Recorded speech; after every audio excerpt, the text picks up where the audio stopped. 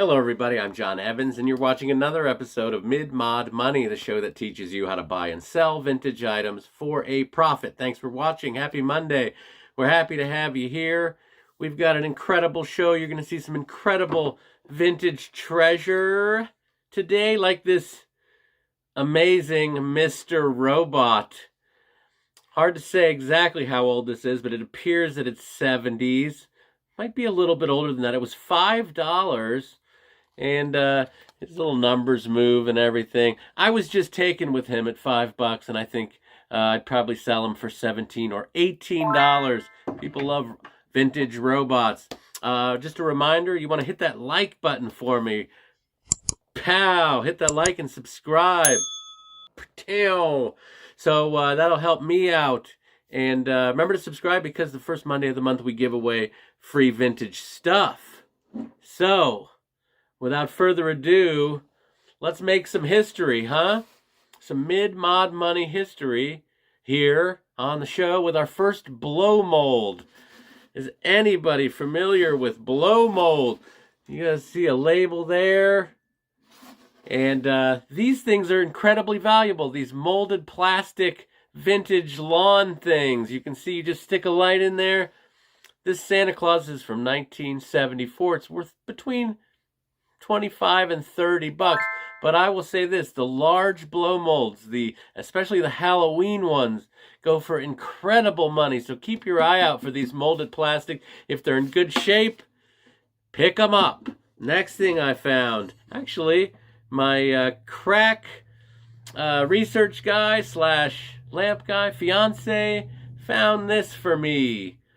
This is called Blendo. If you're unaware, that's fine. This is, see the way it's blended like that? This was from the 60s. A West Virginia glass company made this. And also Anchor Hocking. I don't know how two people made it, but maybe Anchor Hocking bought West Virginia glass. I don't know, but it was $5.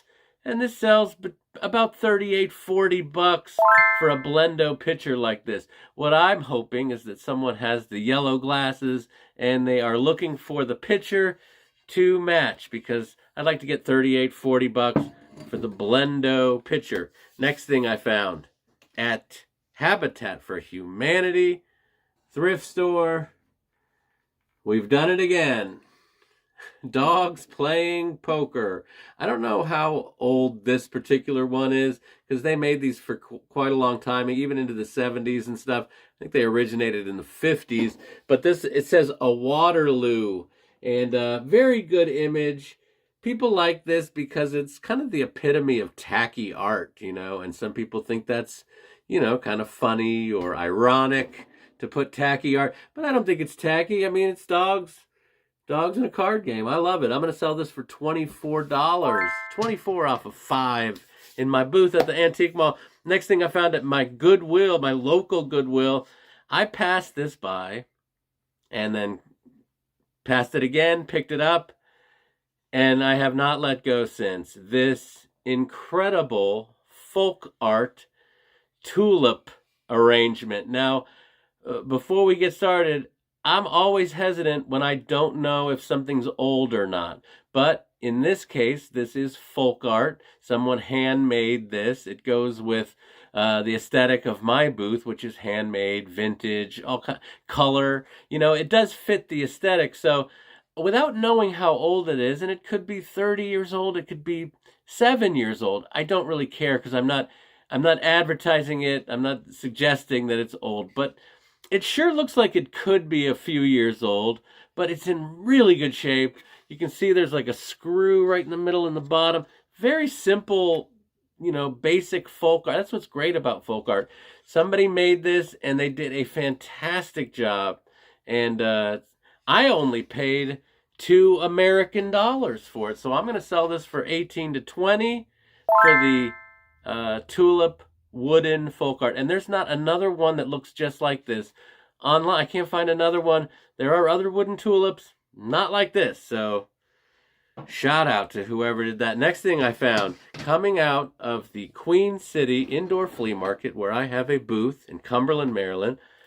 I'm coming out there, and they let people set up, if the weather's nice, they set up tables and there's a little outdoor flea market, and I'm walking by with my son, and I see this cupcake cookie jar, this ceramic giant cupcake cookie jar on a table.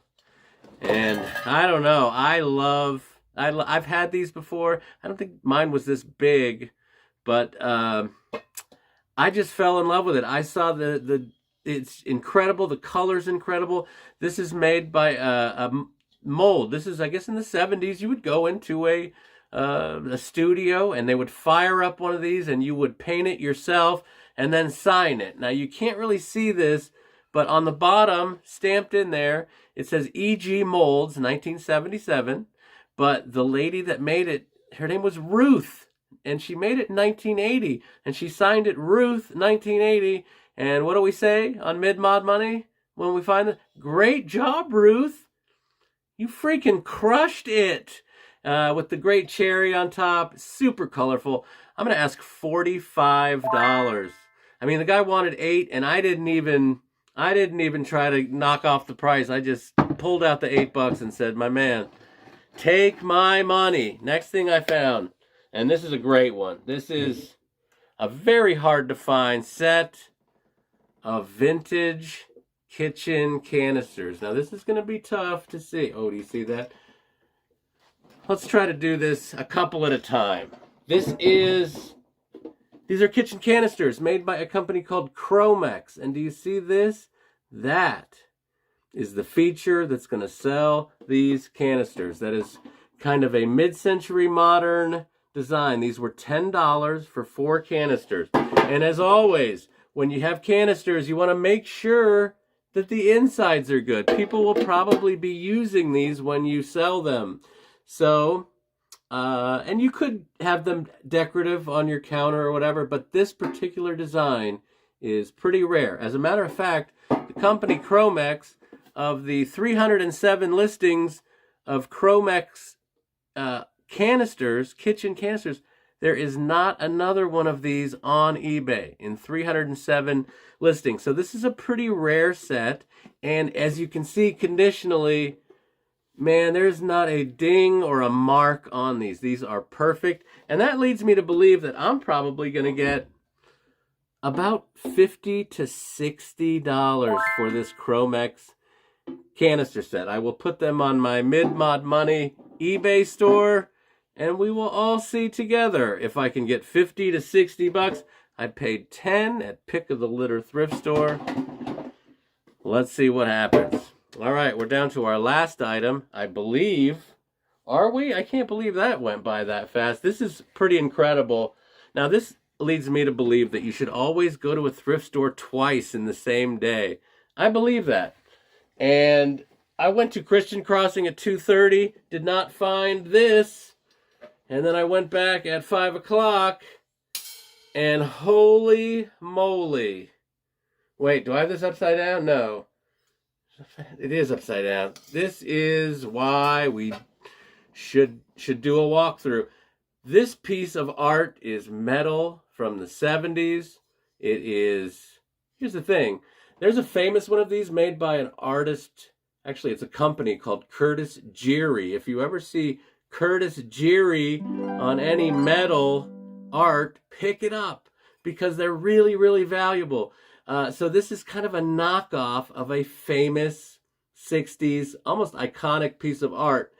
This bird in flight type of situation was only $3.25. That is amazing. It's pretty heavy.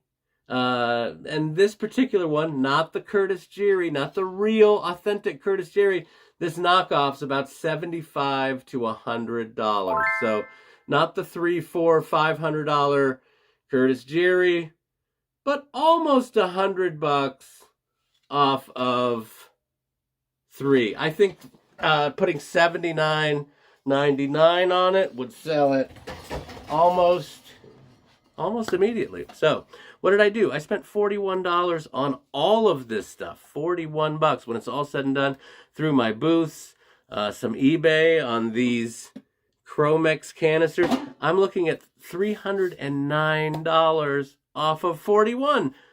That's a heck of a profit, and you can do it too. I will walk you through the process.